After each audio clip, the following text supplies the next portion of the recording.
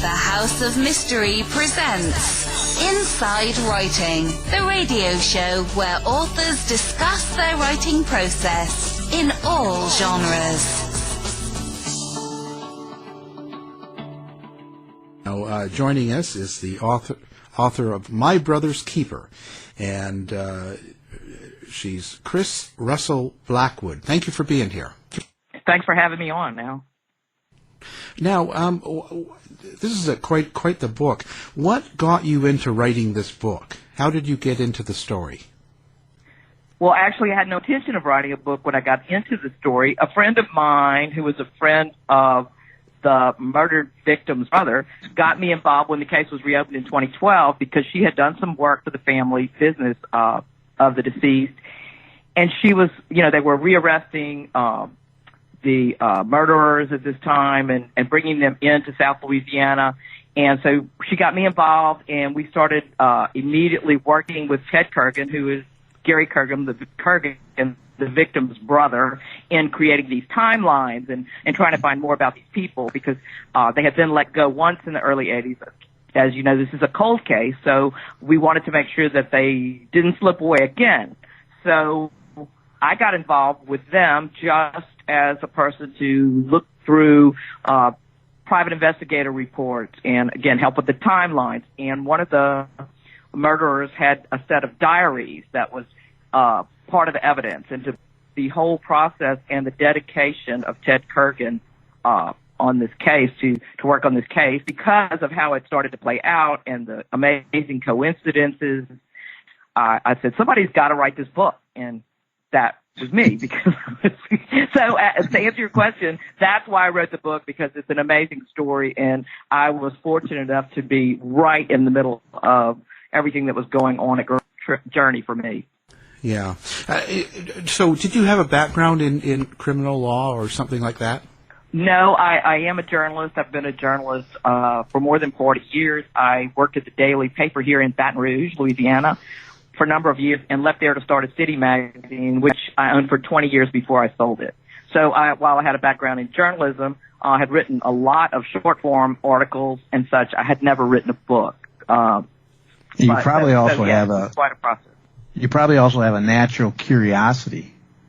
Oh my gosh, yes. Of course, I learned that from early days in the newsroom when people would get upset by what was going on. Ted Kergan, when you story, it sounds like this person has just tremendous love and tenacity together. He really does. In promoting the book, I just came up with this tagline: "How far would you go?" People think, oh, well, he had a great deal. He had money, he had resources, so of course he did that. And that's no one would have gone. I don't know anyone who would have gone to the extremes and the lengths that Ted Kergan went to make sure that these two were brought to justice. Incredible tenacity. And he says, well, my brother would have done that for me. Well, hopefully so, but they really have an amazing story. They were raised in Detroit, a single mother who didn't have a lot of resources, and Gary, who was the older brother from an early age, and kind of dragged Ted along the road with him.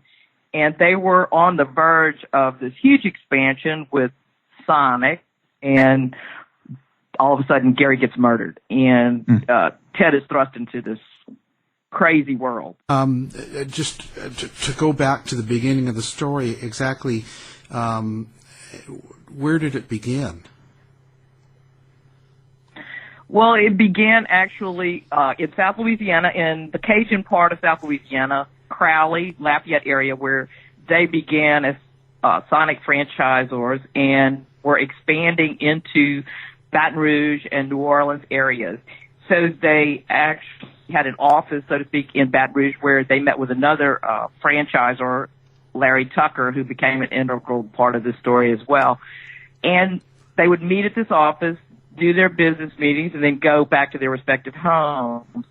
Well, Gary went missing one night, and he was supposed to go back to Crowley, Louisiana, and meet with Ted. They had just received word that their bank loan had gone through, the expansion of their business was in place, and Gary doesn't show up. Of course, Ted, as I mentioned, was thrust into this. He literally gets in his car and he's trying to find, because this is the 1980s. There are no cell phones, of course. There's no internet, and you couldn't file a missing person report for 24 hours. It had to be done in Baton Rouge, and he was about, I guess, 100 miles away from Baton Rouge, where Gary went missing. So Ted looks for himself for days. When the police get involved, at first there are no leads, so they don't really have anything to go on. And Ted discovers the initial lead that leads them to the murderers. Gary had been at this bar where this dancer / prostitute lured him back away and murdered him. Although she was 19 years old at the time, from a wealthy family from Ohio. So her whole story is very fascinating as well. Her then 36-year-old boyfriend, they were both together in the murder. However, she had a vision of herself as this up-and-coming person who was going to become some kind of actress, or she was working her way to California. Gary, as I mentioned, businessman. He was, he was a brash person. I can see from the 80s wearing the gold chains and the blah, blah. And I think that everyone, in fact, in talking to people who were at this bar, everyone called him Sonic Gary. I think they thought he had money and that he actually went around to the various locations and picked up cash or something and had cash in the trunk of his car, in his car somewhere. And also, I think it was for the money.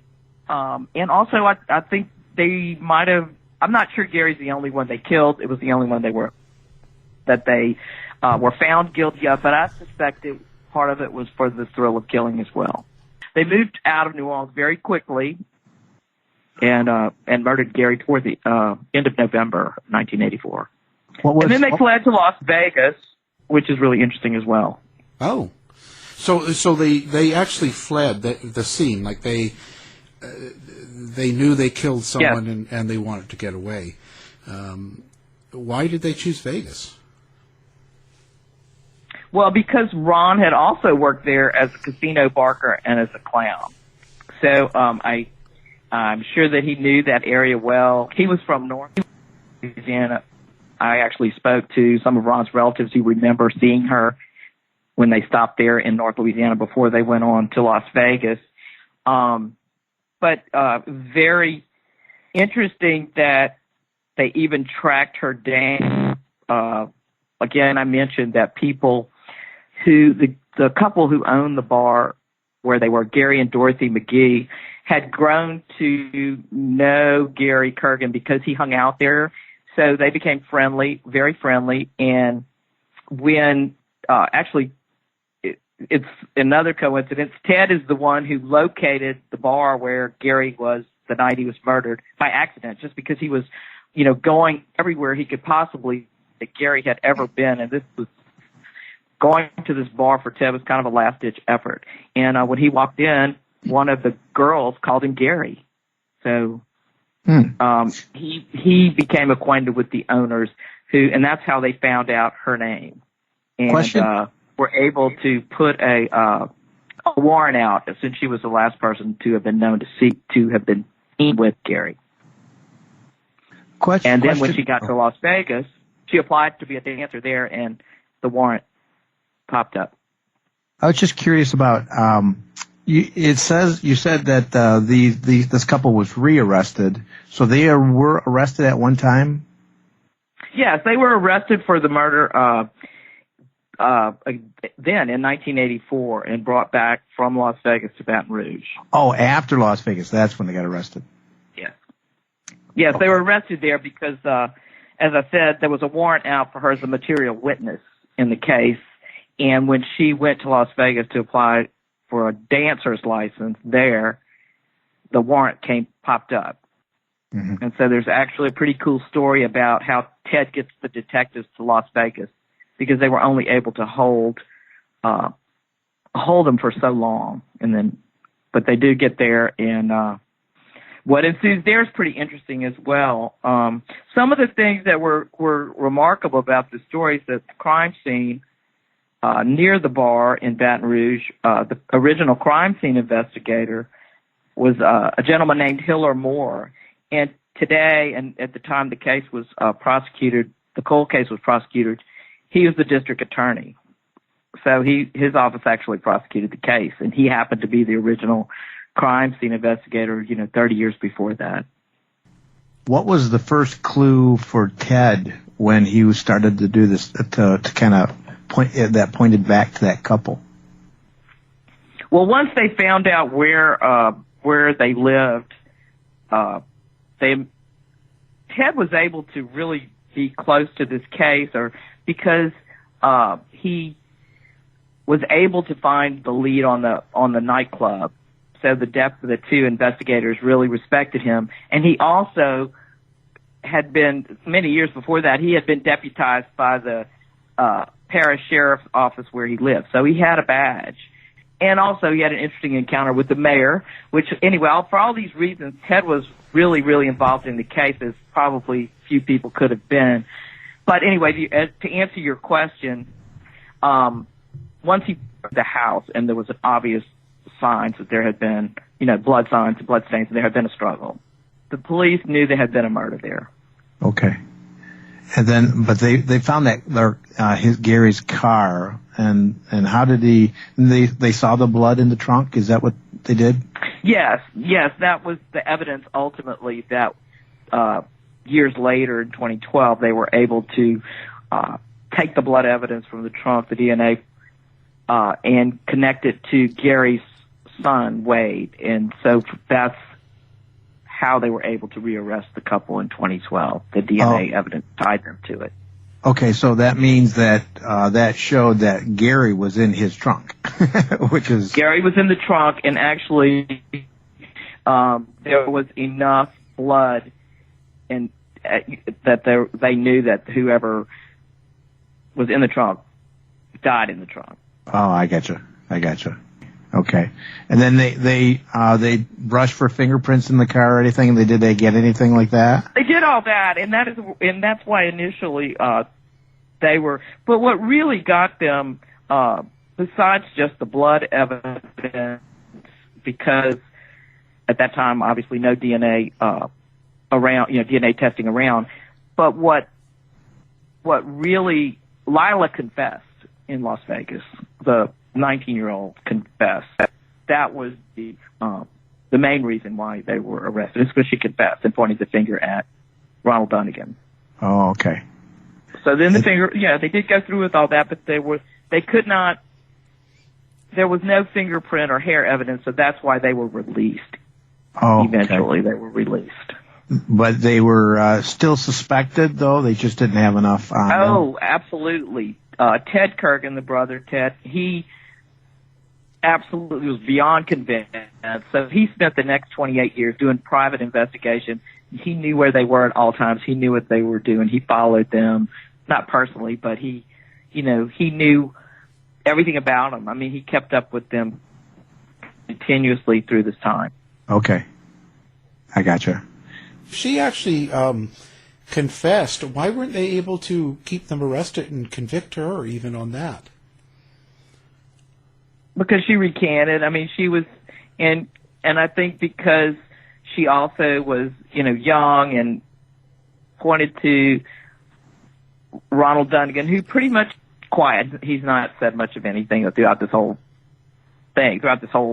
process. He's not really spoken at all one way or the other. But she, she kind of turned it around on him. And like I said, at the end of the day, back in the 80s, literally 1 minute the DA's office is prosecuting, and the next minute they are letting them go, saying there's no body, we can't tie there's no fingerprint or hair evidence, so we're going to let him go, which was a big, huge blow to Ted Kergan.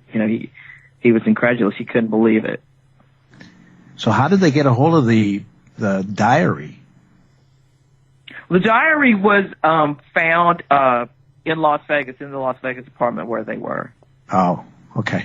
And actually, Ted Kergan was there, and Ted Kergan was everywhere as the story unfolds. He was actually in Las Vegas. He actually found the diaries in their apartment. But the diaries remained in evidence from the 80s until the case was reopened, it was credit the Baton Rouge Police Department. It was there. So the diaries were very much a part of this whole story because it showed the premeditation.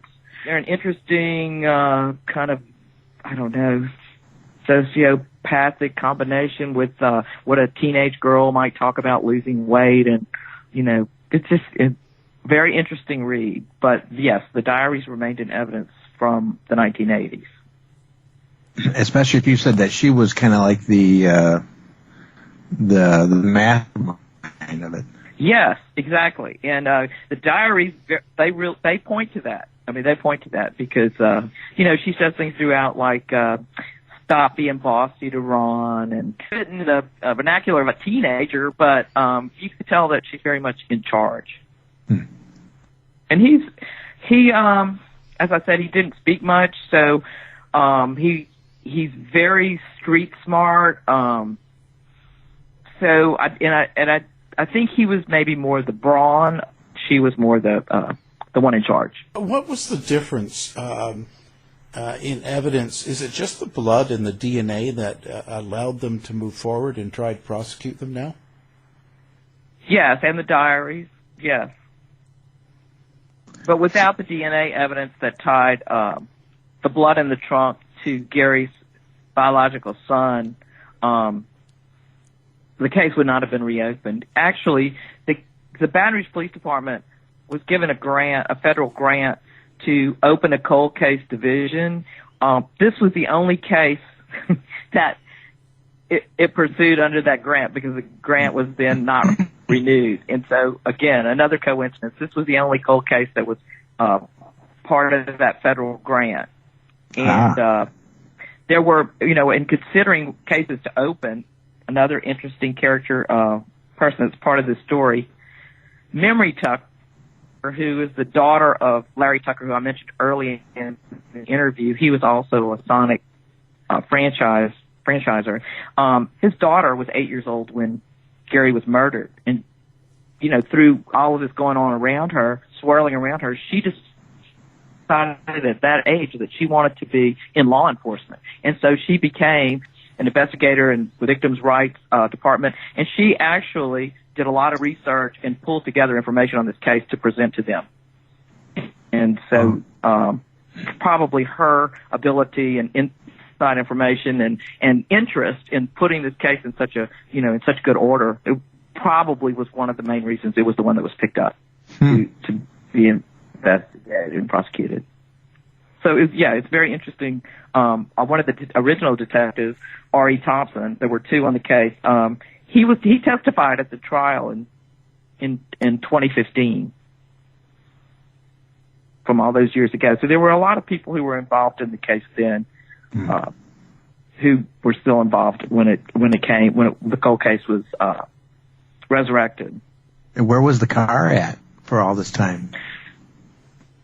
Well, the car was in a parking lot in suburban New Orleans. The couple drove the car down there and then took a cab back to Baton Rouge. But that's, it's a 65, 70 mile trip. So, but they drove the car down there. They drove the car down there and abandoned it in a parking lot. And since the 1980s, that car is still around, but is like in police custody or something?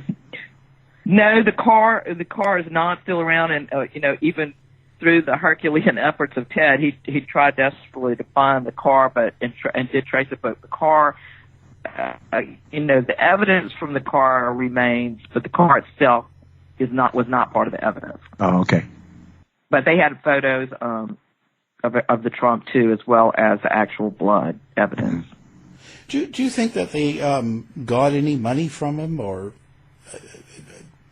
anything? I do, but I don't think they got a couple $1,000s. It wasn't the haul that they thought they would make. He had more cash on him than most people would have had, but it certainly wasn't what they were hoping to get. So I think there was another element, maybe the thrill element, or that had to be it.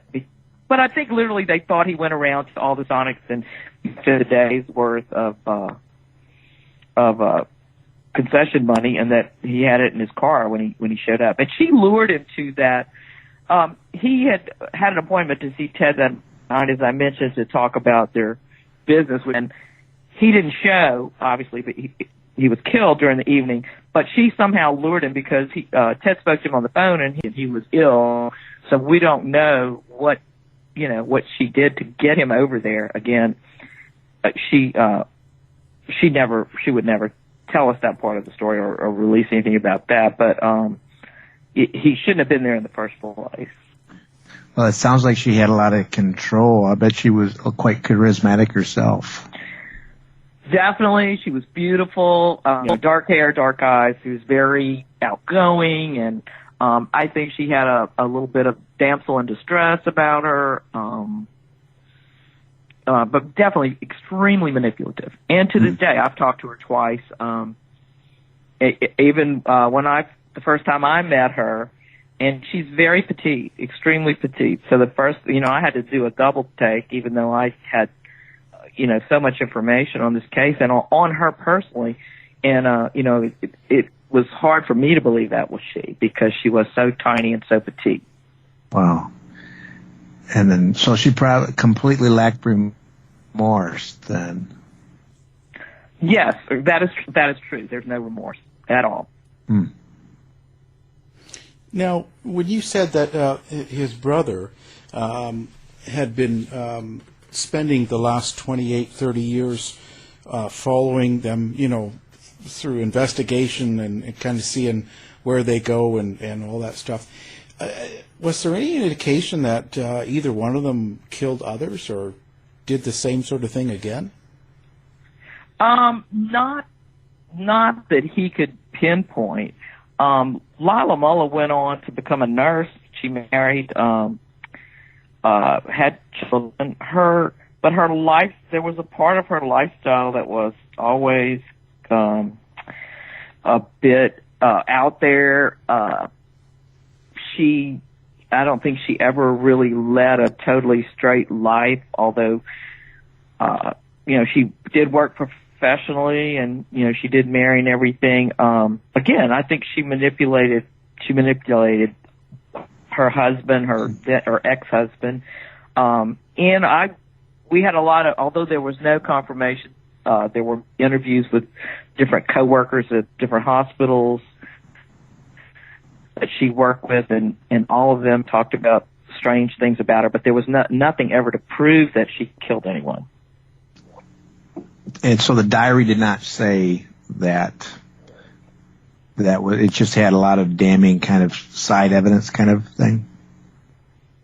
Correct. Mostly, it did list a couple of people, first names or nicknames, but, there was nothing. And actually, probably Gary, because she mentions another man's name that she's looking for, she's hunting for, whatever, for that night. And I think Gary just happened to be, the unlucky of the two, because she somehow caught up to Gary and not to this other person but she actually mentioned two different people in the diary. Wow.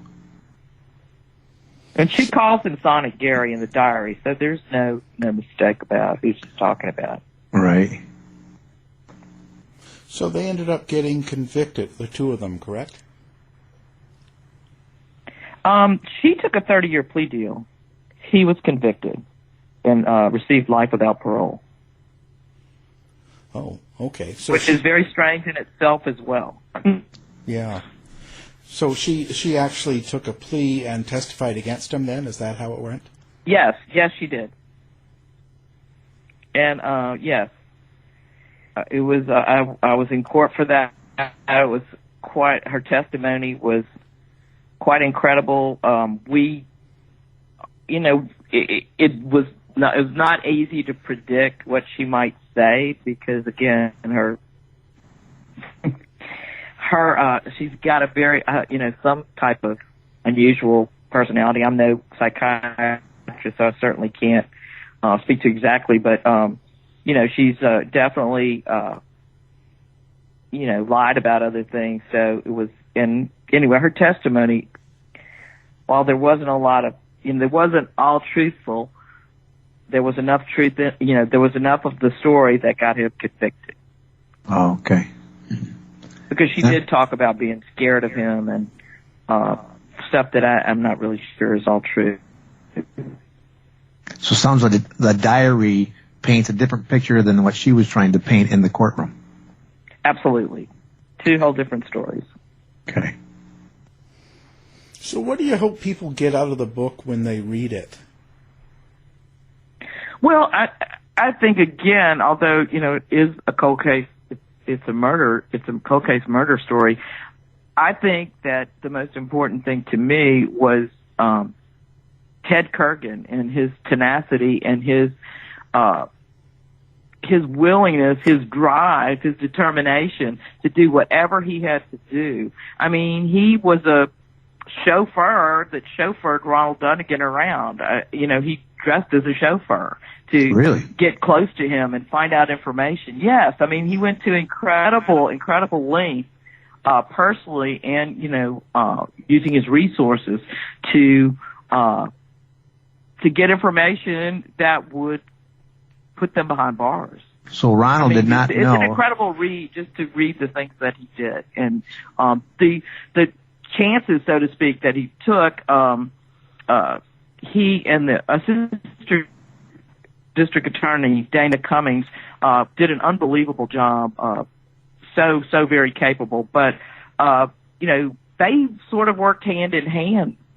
And it was to me, it was so inspiring, the things that he did, and it just never gave up on this case. And he had no idea it was going to be resurrected. In fact, it was, it had been considered for some months before Memory Tucker actually made the call to Ted to tell him that. And I mean, he was absolutely flabbergasted, So once the case was reopened, I mean, he had his foot on the gas the whole time. And so that's, to me, the beauty of this story is to read the things and the lengths that he went to. It has a great, again, the timing and the coincidences that are involved throughout the book are really fascinating. And the ending is really, the ending of the book, it ends in a wonderful place, as well. But I guess I would hope people get to know Ted Kergan and admire and aspire to these things that he did to get these people convicted, to put them behind bars. Because we all say that, I say this all the time, we all say that if this happened to my sister, my brother, my dad, my mom, that we would do these things, that we would do what we had to do, but I don't think people would go to the lengths that he went to, or couldn't. Right. The persistence, yes. So do you have a website or something that people can go and find you on? Or? Yes.